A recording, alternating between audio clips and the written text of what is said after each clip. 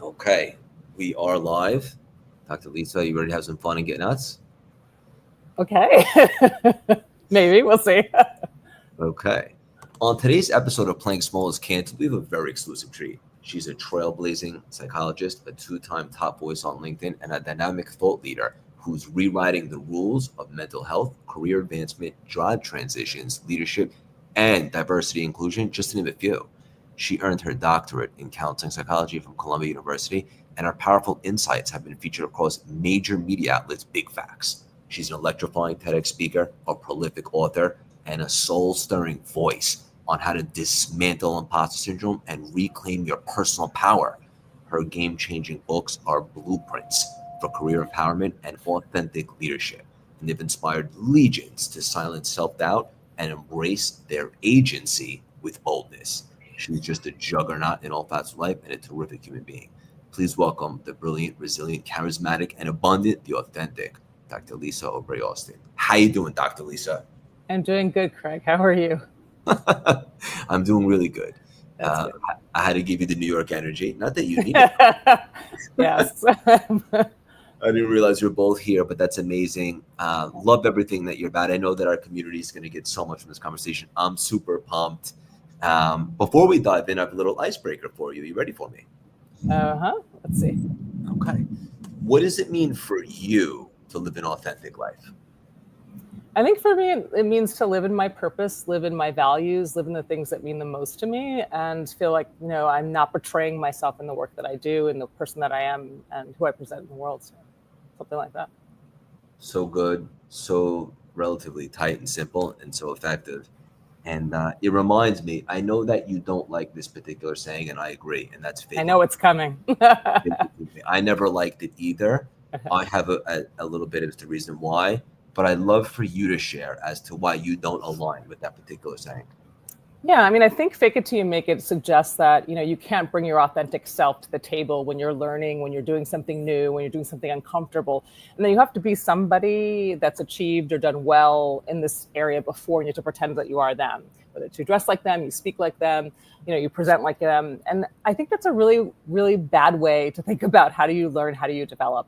Because if you don't bring your authentic self to the learning, how are you ever going to be able to hold on to the competence?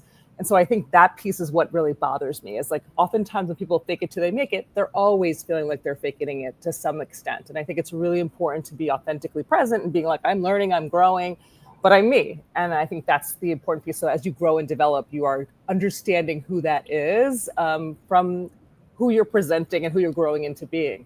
Because if you're faking it, you're not ever sure whether you've reached it or not because you don't know what it feels like to be there. I couldn't love this more. I like a word you just used there, develop. Right? We're always developing. Like it's never a finished product. It's a lifelong Yeah. transformation. It's like if you looked at a building, let's just say New York City, and it was half constructed and they were working on it, you wouldn't say, "Oh, that architect is terrible," because it's Yeah. in development, Yeah. and so are we, and that's okay. And, Yeah. and just maybe we can just exercise this idea of having more conviction in that what we have to share is valuable, even if we're not necessarily a super expert just yet. Yes. You don't have to fake it. You could just apply a little bit more conviction. Yeah, absolutely. And I think also to acknowledge that you don't know things. I mean, it's actually a very valuable place to be in the space of learning and being vulnerable about that learning. I think enough of us don't do it, and I think it's really critical that you're always learning and you're always in a place where you can be vulnerable about that experience. Totally. That's one of the most exciting parts of life, in my opinion, is that we're always learning. And if you have that mentality, if you're willing to stay curious and continue to Yeah. challenge yourself, it never ends. There's Yeah. always another level, right? Yep. Absolutely. Yeah, I love it.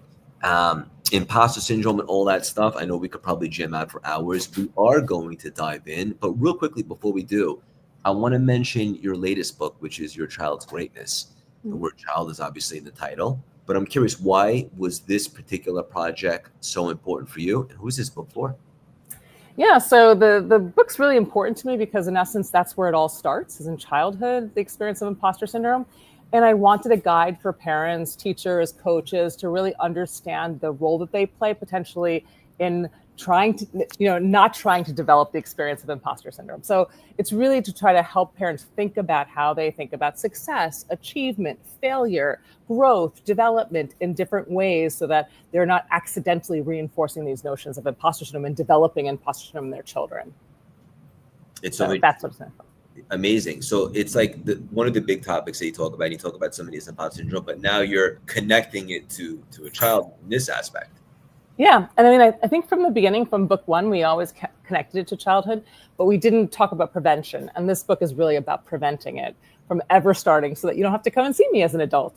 And so like, that's really sort of the idea. And I think I'm very passionate about the experience of imposter syndrome.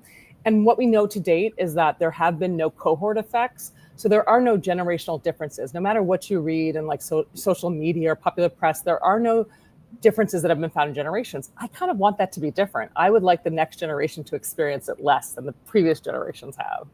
Yeah, this is beautiful. So I'm sure you talk about this in the book, probably all of your books at some point, but where does it come from? Where do we begin to develop imposter syndrome? And maybe what's something that we could do to begin to prevent from developing that? Yeah, so imposter syndrome develops in childhood oftentimes. I would say probably more times than it doesn't. And it's oftentimes kind of developed from this experience growing up in childhood around being kind of pigeonholed into particular roles. And so 3 of the most common roles are being the intelligent one, and then finding out or feeling like anytime you have to work hard at something, it feels like you're not as smart as everyone thinks you are. And then you feel like you're hiding the fact that you are flawed, or you're learning, or you're not as smart as what people think you may be. Then there's the hardworking one. And so that's the one who wasn't labeled like smart or intelligent. Everything for them had to come from digging in, grinding, working really hard, but they never got to identify the things that they were naturally good at, the naturally gifted at. It felt like everything was from a grind. And then lastly, we have the people who grew up with not getting either pieces of those feedback, because they were either abused or neglected, and they were using their achievements to escape out of that situation. And so the achievements felt very tenuous and very kind of critical, but tenuous. And so oftentimes they feel like if they make one mistake, everything is going to crumble underneath them. And so childhood roles, family dynamics, the ways in which we think about success, achievements, all of that stuff embeds into us this experience of imposter syndrome. So it's almost like a coping strategy of dealing with some of the struggles we've had in understanding like whether or not we can take credit for our successes. And then we end up giving it more energy as time goes on, and we feed into it, right? If we don't have this level of awareness of the tools.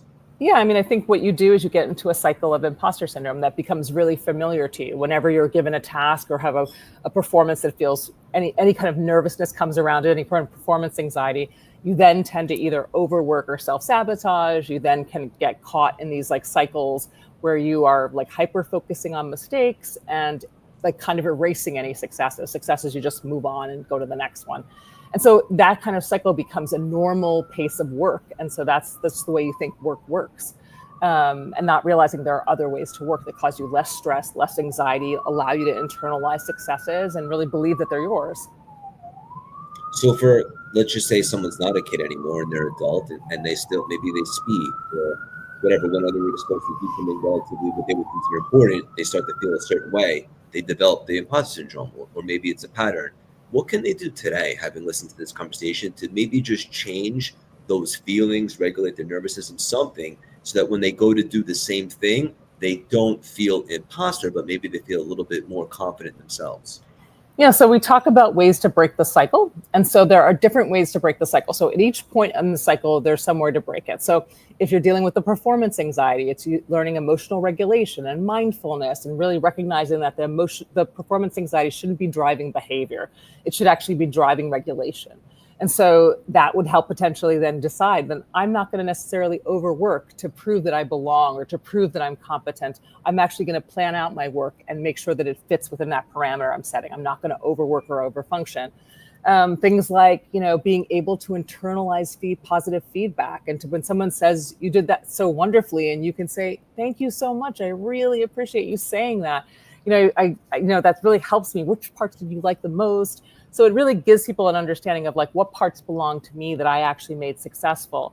And I also think recognizing that mistakes are human and really not necessarily beating yourself up around mistakes, because that actually makes you what I call more bruise prone. So when you make a mistake, the bruise is way larger than it should be, because you know that typically when you make a mistake, you abuse yourself. And you kind of are like, how could I have done that? What's wrong with me? Like, how's this happening again? As opposed to, I just made a mistake. How do I learn from it and move forward? So there's a lot of ways to break the cycle, but it's trying not to stay stuck in the way that you usually do things. This is amazing. I imagine, maybe not, this is connected to something else that you talk about, which is conquering perfectionism. I believe these are connected a little bit. Yeah. Because when you have perfectionism, you believe that nothing is good enough unless it's perfect. And this idea then leads you to, every time you make a mistake, feeling like you're broken, you're stupid, you're dumb, you're incapable, you're not competent, rather than recognizing perfectionism isn't a standard anybody should be trying to achieve, and it's impossible. And that really what we need to be doing is looking at sort of what we call as psychologists the good enough or the great enough, but not the perfect. The perfect is, even if you were able to do it once, you're not going to be able to replicate it. And so this idea of really trying to just be the good enough and set a standard that feels realistic and accomplishable, and not just like always out of reach. I love this. This really resonates to me. So many people, a lot of people that I coach from my community, I see that a lot of people are quote unquote waiting for the perfect time, or waiting to feel ready. They're such a perfectionist. Yeah. They use it like a badge of honor. But what's really going on there below the surface that's disguised in perfectionism? What's really happening there? I mean, I think, oftentimes there's a lot buried in the perfectionism. It's oftentimes about sort of making sure that you're kind of, you can avoid any kind of negative feedback, that in essence you do everything right, everyone likes you, the golden child, you get to be the good person who does. And I think, oftentimes there's just a lot of pain inside, even if you are actually feeling like everyone loves you, everyone thinks you're great and so smart. Inside there's a lot of pain, and there's a lot of like discord going on around that experience. And I think, this idea of the perfect time is a form of procrastination. And so procrastination is also a very big part of imposter syndrome. Because of perfectionism, this idea like if I can't do it perfectly, then I'm not going to do it at all. And so it gets into that very black and white thinking. And I think a lot of what I'm often teaching my clients is to be in the gray more, and to really help them recognize like there's never going to be a perfect time. You're never going to be in a perfect space. You have to prepare to take risks now and create the safety nets for yourself. Like, what safety nets do you need? How do you create them yourself, rather than expecting someone else to provide the safety net for you? Totally. And I like to say that ready is not a feeling, it's a decision, right? Completely. So when you're ready to really step outside your comfort zone and do something bold, it will probably always feel a little weird. Yeah. But then you decide, I'm committed to my growth and my expansion, even at the risk of taking some messy action or it not being perfect. And that's okay. That's authentic. It's part of the human experience. Yep. But being ready is something you decide. You can't just wait for a feeling, right? Yes, completely. I think that's a really good point around. It's a decision to be made. And, the decision's never going to be without trepidation.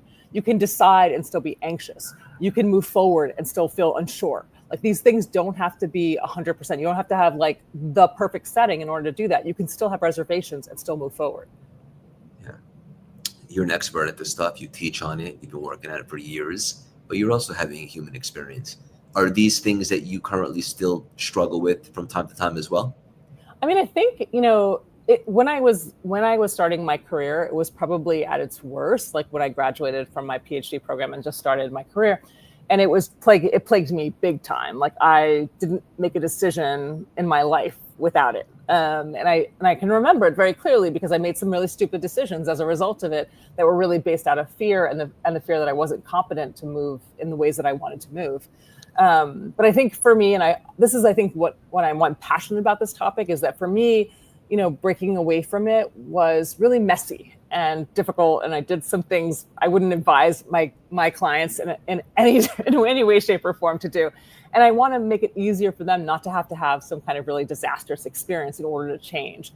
And so for me, that experience pushed me to change. And so while it does come up, I do get triggered for imposter syndrome. I don't decision make around it. I don't make choices related to it. I don't behave in the cycles anymore. I have a lot more freedom to be me and to be messy. And I think that has given me a lot of room to grow in, and I think that I do experience it, but it doesn't take over anymore. So good. I think that something tangible that people can do is maybe redefine success for yourself, right? So Yeah. maybe success isn't that I have to do the thing and that I'm attached to an outcome that has to be perfect. Maybe success is just doing the thing and giving Yeah. yourself grace. And as you get those reps, you obviously expand and improve as well. Yep. Yeah, and I think that that can be the thing, which is doing the action, taking the step forward, whatever it may be, and just not getting stuck. Because for imposter syndrome, it leaves you stuck in a lot of really crappy things, and like that's what you don't want. You don't want the stuckness in your life because it's going to do nothing for you. People think, oh, I'm going to just ponder and I'm going to get brighter, have insights. No, it usually doesn't do much. Just makes you more anxious typically and make you feel more stuck. And so, like, I am big about action. So yes. Messy action. Yeah, messy action. Yes. Yes. Self-doubt. Yes. Does everybody at some point become affected to a degree from self-doubt? Is there nobody that's immune from that? I mean, there are people that are immune from it, like narcissists are immune from it. People who have Dunning-Kruger are immune from it. So Dunning-Kruger is the opposite of imposter syndrome. It's when you believe you're an expert when you're not. So there are people who don't have it, like they don't ever doubt themselves. There's usually something deeply wrong with that. So people who are on a healthy spectrum do experience self-doubt, but self-doubt is not always imposter syndrome. These are not necessarily equivalents. You can have self-doubt and not have imposter syndrome. Interesting. How can you distinguish the difference? And is it important to be able to distinguish the difference? I think it is, because I do think like when you're dealing with imposter syndrome, you need to kind of get it addressed. You either need to see a coach or you do the work in our first book, whatever it might be, but it's not a simple solve. Where with self-doubt, once you begin to develop some competencies, you feel it in the beginning, you develop the competencies and the self-doubt goes away, to some extent. With imposter syndrome, it never goes away. No matter how well you learn the skill, no matter how you still in the back of your head are like, once I screw up, everyone's going to know I'm a failure.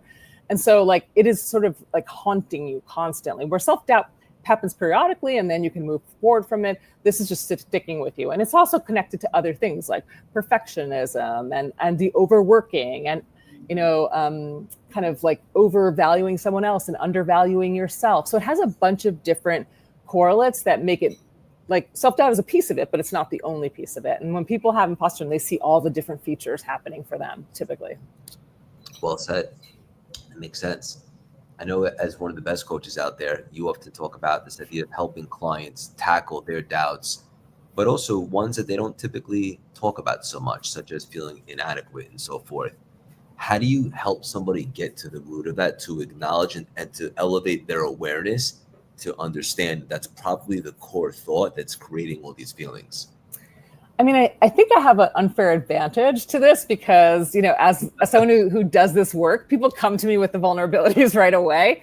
And I do say for the coaches that I work with and train, I will say to them that, it's important in the work to allow somebody the experience of kind of protecting that in the beginning of the work. And as you build the relationship with them and as they feel more comfortable with you and comfortable being vulnerable, they can tell you the dark corners. And to not be surprised if you don't hear the dark corners immediately, that they need trust to be able to do that. Because oftentimes they've never told anyone these dark corners because they've been protecting it and figuring out if anyone found out, they would know I'm not as good as everyone thinks I am. So it is a very special honor as a coach to have someone share with you the kind of dark corners of things that they fear. But it takes time to develop that relationship to get to that place with a client who's not sure they can trust you. If you don't get to the root of that and people just kind of maybe address the symptoms but not the root cause, can they ever really make a full transformation, or you have to really go deep and acknowledge that before you can really start to evolve? It's a good question. I think my belief as a psychologist has been the deep dive then cleans the house. And so we know that then the house is clean, you can live in the house again. It doesn't have, it might have a couple bugs, but it doesn't have an infestation. We can do the work without it. I have done the work without it. People don't want to go into the family history and don't want to do that. And we still get good outcomes from it. We do see good outcomes, but I always wonder if there's still a piece that's unresolved and undealt with. And you sometimes hear it still. I can hear the echoes of it. And what I want, at the end of my clients is not to, with end of the work with my clients is not to hear the echoes. You don't hear any haunting voices anymore. All of those are gone. And so it does sometimes mean digging up underneath the dirt of the house and figuring out where the bodies are buried and kind of doing some of that work first. And then after you rebury them and reintern them, and find a way to kind of understand it all, it makes it so much easier to not, for example, see the power that, for example, your boss has in keeping you stuck. You start to feel your own agency, your own power, and you don't need them. I don't care how high powered they are. And that's sort of like, I think, the breakthrough I had, which is that I always felt like my bosses could ruin my career. And I always felt like I wanted to please them and make them happy. And when I decided to leave my terrible boss that started all this, and I talk about in the TED Talk, he threatened me. He said the worst things I ever feared, which is like, you will never work in education again. I'll make sure everyone knows this about you. It was like my worst fears come alive. I still get chills as I'm saying it. But what I realized is I don't care anymore. I was like, I can't, the name of your LinkedIn Live, I can't play it small anymore because it's hurting me. And I'd rather blow up my life in this moment than keep doing this. Oh. And it didn't blow up my life. Actually, my life became 10 million times better. But in the moment, it felt like it was going to blow up. Yeah, that's so powerful because you were kind of manifesting and hoping that the boss wouldn't say the things. But it wasn't really about the boss saying the things. It was about psychological capital. How will you handle it and navigate it? And yes. You didn't put it on a pedestal. You realized, like, okay, I could take a quick punch. But then your life got 100 times better. So maybe it's not just hoping that it doesn't happen, but being able to face it and to handle it. Yeah, and I had to. I had no choice in that moment. I didn't think that was coming from him. I thought he would be mean about it, but I didn't think he was going to threaten me. But I think, I started to realize that I did have value and that other people would, find that value. And I think, what was so powerful for me is like a week later, I got a call from an old boss and she was like, hey, I'm looking to fill this position. And it was in the same institutional system that I had been working in, just in a different college. And so I was like, he doesn't have arms everywhere. There are people that trust my skill, trust my work, know that I would be great working with them and will take me on. And she did. And I was making more money working 3 days a week than I was making working 5. And so even in that one experience, I saw the leap into a better experience for myself. And I recognized his threats weren't necessarily true. Amazing. That's such a good lesson for everybody. It's not to try to avoid something that might be uncomfortable, but to have confidence in yourself that you'll be able to navigate it, even if it stings.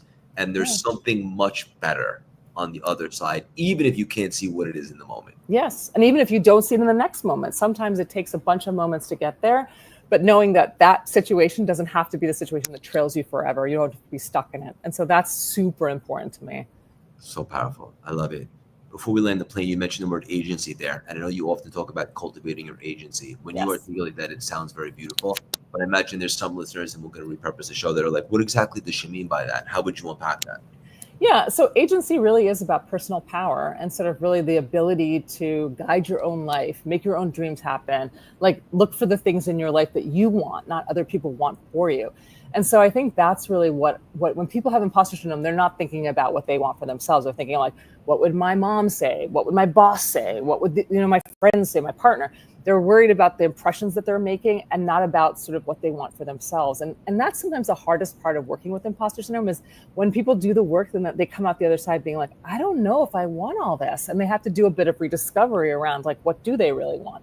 And so agency is the ability to make those choices on your own, sort of without the worry about what anyone else is going to think about it.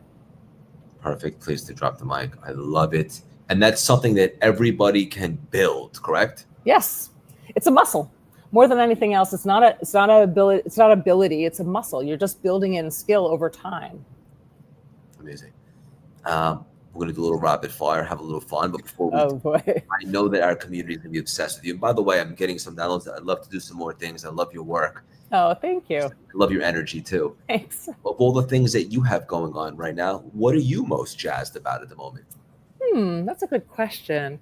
I think one of the things I'm most jazzed about is I've been doing this course with coaching.com where I'm teaching coaches how to do the work that I do. And that has been really thrilling because it feels like it's magnifying the capacity to do this work. And so I really love this idea that people could be anywhere and find a clinician or coach that can help them, come out of imposter syndrome. So I always really wanted to free as many people from imposter syndrome as I could. So that feels really, really exciting to me, like around empowering others to be able to do the work. It's so obvious that you are in alignment and that you love what you do. And just that I do too, but it's so refreshing. And I just want to, one of my missions is to encourage everybody to never settle and to find what you love, what you're really good at, and figure out a way to share it with the world. And yes, you'll make money doing it, probably even more so than doing something you don't love. But I just wanted to acknowledge you. You're so present and so aligned. It's just, it's contagious. Thanks. I mean, I just love what I mean, it's just what you said. I love what I do. I'm passionate about what I do. I have a very personal connection to it. And I really don't want anyone to have to suffer the way I did. And maybe they will, but I hope that they won't. And so, it's just my passion. So beautiful. Okay, let's land the plane a little rapid fire. Have a little fun. Maybe 1 or 2 word answers, 30 seconds. You ready for me? Okay. Favorite guilty pleasure? Reality TV. Nice. Below Deck is my current obsession. Okay. Your favorite workout? Running, but as I get older, it becomes harder and harder. I like running too. You ever run in Central Park? No, I've run along the East River. That's usually one of my favorite paths. That's nice too. Now they've kind of disrupted it a little bit, so it's not as pretty as it used to be. I know. Cool. Your favorite book, or maybe one that's really made an impact on you? I guess, I think the book that made the most impact on me was a book that I read about, read about psychotherapy. It was called like interpersonal psychotherapy. And it was really about understanding that the relationship of therapy is as meaningful as what you're talking about. And so it really talked about the dynamics, and I just changed. It's like as if I was seeing out of a new eye. It was like a really powerful book. I love that. It gives you a different perspective. Yeah. Beautiful. Okay. Your favorite movie? It used to be things like when I was a teenager, like Pretty in Pink, and I loved it for like decades and decades and decades, and like Breakfast Club and all those things. But now you watch them and you're like, how did I ever love this? It's so terrible on so many different levels. I've watched it with my kids and they're like, ew, Mom, like really, this is terrible. So I don't know if I have one currently, but those were the good old favorites of the day. Classics. They don't make them like that anymore. No, they don't. It's kind of thank God they don't in some way. Fair enough. Okay. And last one, your favorite morning ritual essential? I think my skincare. I think I really do have become like, I just love that moment with my skincare. It sounds so superficial, but it is really like a fun moment of peace for me with my skincare ritual. That's so funny. I never heard anyone say that. It's the best answer. And I picture my wife every morning. She looks like she loves it. Like she's doing that for a living. But it's like a happiness that, Totally. Yeah. Well, Dr. Lisa, this was amazing. Hang up for 1 second. I'm going to connect you after. Sure. Thank you so much for stopping by today and dropping these juicy nuggets. It's been my pleasure.